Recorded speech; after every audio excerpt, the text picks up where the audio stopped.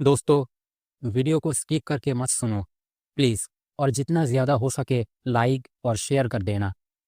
तो चलो अब शुरू करते हैं आगे की कहानी। आसमान में सैकड़ों लाल जंजीरें आग के ड्रैगन की तरह फैल गई। वो एक भूरी रोशनी के चारों ओर लिपट गई, जो ऐसा लग रहा था जैसे पूरे आसमान को ढक रही हो। इस अचानक हुए बदलाव ने बुजुर्ग हराका को पल भर के लिए चौंका दिया, मगर उसने जल्द ही अपनी हिनौनी हंसी के साथ खुद को संभाल लिया। उसके हाथ पंजों की तरह मुड़े और उसने हवा में झपट्टा मारा। 10 काली रोशनियां लाल जंजीरों की ओर भागी और उन्हें काट डाला, जो उसके चारों तरफ कसने की कोशिश कर रही थी। नीचे खड़े छोटू की आंखें बर्फ जैसी ठंडी थी। उसके दोनों हाथ जमीन को छू रहे थे और उसकी ताकतवर शक्ति लगातार जमीन के अंदर समा रही थी। तभी जमीन टूटने लगी। अनगिनत लाल जंजीरें बाहर निकलने लगी और बुजुर्ग हराका की ओर झपट पड़ी। हराका हवा में खड़ा था और उसके हाथों से तेज हवा निकल रही थी, जो हर जंजीर को रोक रही थी। जंजीरें उसके करीब भी नहीं आ पा रही थी। लड़के, क्या तुम सोचते हो कि इन कमजोर जंजीरों से मुझे रोक पाओगे? तुम सपना देख रहे हो। हराका ने नीचे खड़े छोटू की ओर देखते हुए मजाक उड़ाया। छोटू ने उसकी बातों को नजरअंदाज कर दिया और ध्यान लगाकर अपनी ताकत को जमीन में भेजना जारी रखा। अचानक जमीन से दर्जनों और लाल जंजीरें निकल पड़ी। वो बिजली की रफ्तार से बुजुर्ग हराका की ओर बढ़ी और उसे चारों तरफ से जकड़ने लगी। बेकार की कोशिश है, हराका ने कहा। उसने अपने पंजे से हवा में वार किया और तेज हवाओं ने फिर से जंजीरों को काट डाला, मगर इस बार छोटू के चेहरे पर एक हल्की सी मुस्कान उभरी। कटे हुए जंजीरों के टुकड़ों से दर्जनों छोटी काली जंजीरें बाहर निकली। वो सांपों की तरह लहराते हुए हराका के शरीर और हाथ पैरों के चारों ओर लिपट गई। हराका की आंखों में ठंडक और गुस्सा झलक रहा था। उसने अपनी पूरी ताकत लगाई और अपनी शक्ति को बाहर निकाला, लेकिन इस बार जंजीरें इतनी आसानी से नहीं टूटी। जंजीरों पर काली चमक फैल गई और उन्होंने और मजबूती से हराका को जकड़ लिया। हराका अब हिलने डुलने में असमर्थ था। उसकी आंखों में हैरानी थी। ये कैसे मुमकिन है? उसने बड़बड़ाते हुए कहा।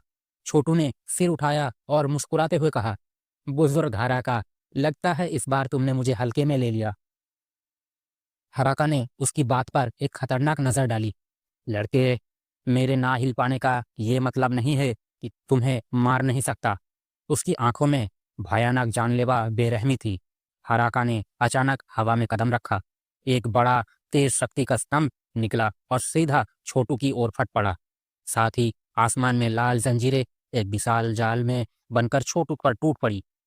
छोटू ने अपने बचाव के लिए जमीन से और काली जंजीरें निकलनी शुरू कर दी।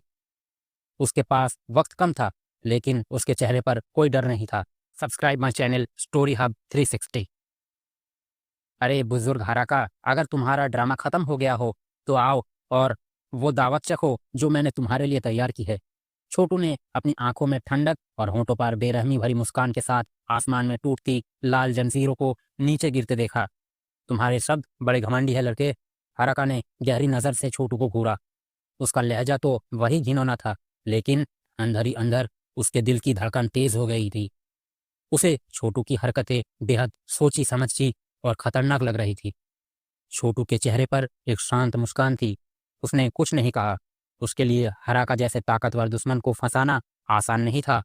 ये वही मौका था जब उसे अपनी सबसे घातक चाल चलनी थी। उसने गहरी सांस ली और अपना हाथ कसकर भींच लिया। अचानक उसकी हथेली में एक प्राचीन तिलस्मी पत्थर चमकने लगा। ये था प्राचीन दिव्य ज्वाला गोली। ये वही पत्थर था जो छोटू को उस पाताल से मिला था। छोटू की आंखों में गहरी लपटें थी और उसने उस तिलिस्मी पत्थर को ध्यान से देखा। जैसे ही उसने एक विचार किया, पत्थर हवा में तैरने लगा। उसके उठते ही उससे लाल रंग की लपटें फूट पड़ी। लपटों का तापमान इतना खतरनाक था कि आसपास की जगह विकृत होने लगी। गर्मी ने वहां की साजिश शक्ति को अस्थिर कर दिया। हराका ने पत्थर से उठती लपटों को देखा और उसका चेहरा सख्त हो गया। इन ज्वालाओं ने उसके दिल में डर पैदा कर दिया। वह ऐसी ऊर्जा को अपने जीवन में पहली बार देख रहा था। छोटू ने अपनी पूरी ताकत उस तिलस्मी पत्थर में झोंक दी। उसकी शक्ति, खून और ऊर्जा उस प्राचीन पत्थर में समाई गई। उसका चेहरा पीला पड़ गया और उसकी ताकत घटने लगी। लेकिन जैसे जैसे छोटू कमजोर हुआ, पत्थर से उठने वाली लपटें और गहरी होती गई। अंत में वो पत्थर जलते हुए खून जैसे लाल रंग में बदल गया। ब्रह्मांड को नष्ट करने वाला ज्वाला तीर, छोटू ने धीमी मगर गहरी आवाज में कहा। पत्थर से उठती लपटें एक लंबा तीर बन गई जो करीब 10 फीट लंबा था। उससे गिरती हुई खून जैसी लपटें डरावनी थी। हराका की आंखें उस तीर को देखकर सिकुड़ गई। उसके भीतर पहली बार डर की लहर दौड़ गई। यह हमला उसकी सोच से परे था। छोटू ने अपने हाथों से एक धनुष की मुद्रा बनाई और तीर को तान लिया। उसकी आंखों में बेरहमी की चमक थी। बुड्ढे, अब तेरा वक्त करीब आ गया है, जा मर जा। जैसे ही छोटू की उंगलियां छूटी, वो खून जैसा तीर हवा में चीखता हुआ हराका की तरफ बढ़ा। तीर की रफ्तार इतनी तेज थी कि उसने हवा और जगह दोनों को चीर डाला। हराका के शरीर में खून जैसे जम गया। वो जानते हुए भी जंजीरों को तोड़ने में देर कर चुका था। तीर की ऊर्जा इतनी जबरदस्त थी कि उसने उसकी आत्मा को हिला दिया। हराका ने पूरी ताकत से अपने शरीर को पीछे खींचा। बेइंतहा शक्ति उसके भीतर से फूट पड़ी। उसने जंजीरों को तोड़ दिया और तेजी से पीछे हटने लगा। लेकिन तीर उसकी दिशा में बुरी तरह भाग रहा था। ये वो घड़ी थी जब हराका को पहली बार अपनी हार सामने दिखने लगी थी। छोटू ने बुजुर्ग हराका को घूरते हुए कहा, अब तुम्हारे भागने का कोई रास्ता नहीं बचा। उसकी आवाज में घमंड और आत्मविश्वास झलक रहा था। बुजुर्ग हराका का शरीर थरथरा रहा था। छोटू जानता था कि ये आखिरी हमला है और अगर ये निशाने पर नहीं लगा तो उसके पास लड़ने की ताकत नहीं बचेगी। छोटू ने अपने हाथों से तेजी से कुछ निशान बनाए। उसके शरीर के अंदर से जबरदस्त ऊर्जा बहने लगी। उसने गहरी आवाज में कहा, ठहरो। अचानक आसमान में कुछ ऐसा हुआ जैसे वक्त एक पल के लिए थम गया। बुजुर्ग हराका की आंखें हैरानी से फैल गई। उसका शरीर एक पल के लिए पूरी तरह से रुक गया। इसी बीच छोटू का तीर, जो खून की लाल लपटों से घिरा हुआ था, आसमान में दौड़ता हुआ बुजुर्ग हराका की तरफ बढ़ा और सीधा उसके सीने में जा धंसा। एक जोरदार धमाके के साथ लपटें हर तरफ फैल गई। पूरी जगह कांप उठी। छोटू का चेहरा पीला पड़ चुका था। वो जानता था कि यह हमला उसकी आखिरी ताकत थी। अगर इससे बुजुर्ग हराका खत्म नहीं हुआ तो उसकी हार पक्की थी। छोटू के दिल में बेचैनी थी। उसने यानिस की आवाज सुनी जो उसके अंदर गूंज रही थी, वो मरा नहीं है। छोटू का दिल डूबने लगा। उसने अपने अंदर की बची कुची ताकत इकट्ठा की और वहां से भागने की तैयारी करने लगा। लेकिन यानिस ने कहा, फिलहाल उसकी हालत बहुत ज्यादा खराब है, उसे अभी खतरा नहीं है। छोटू ने गहरी सांस ली, लेकिन तभी उसने देखा कि खून की लाल लपटें धीरे धीरे गायब हो रही है। उसकी आंखों में डर और बेचैनी साफ नजर आ रही थी। जब लपटें पूरी तरह से खत्म हुई तो उसने देखा कि बुजुर्ग हराका की परछाई फिर से उभर रही थी। छोटू की मुट्ठियां गुस्से से कस गई। वो अभी भी जिंदा है? उसने बुदबुदाते हुए कहा। छोटू ने देखा कि बुजुर्ग हराका का शरीर पूरी तरह जल चुका था। उसका एक हाथ और एक पैर गायब था। उसके कटे हुए अंगों से खून फव्वारे की तरह बह रहा था और शरीर का मांस जगह जगह से फट चुका था।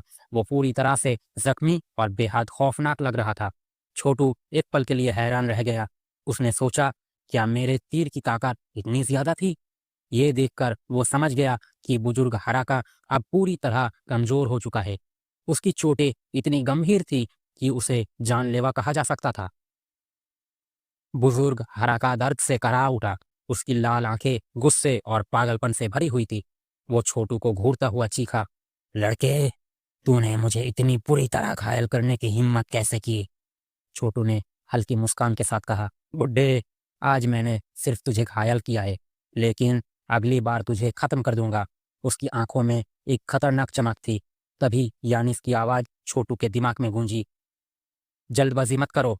भले ही वो कमजोर हो गया हो, पर तुम भी पूरी तरह थक चुके हो।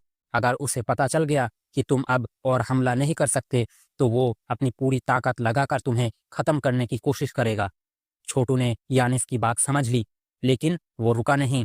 उसने अपनी छाती पर जोर से हमला किया और खून की एक बूंद थूकी जो सीधे प्राचीन दिव्य ज्वाला की गोली पर जा गिरी।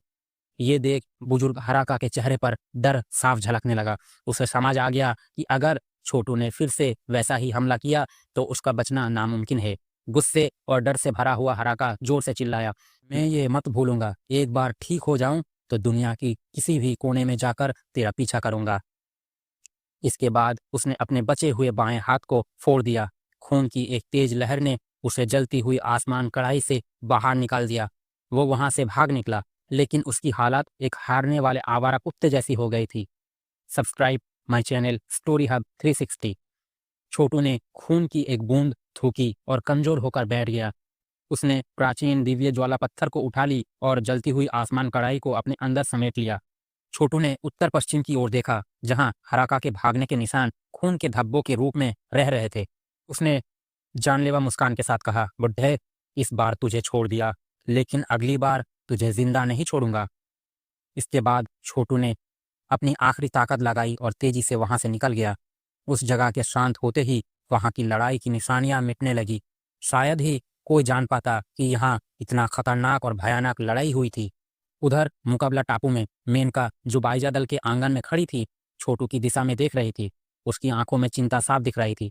मेनका बेचैनी से आंगन में इधर उधर चक्कर काट रही थी।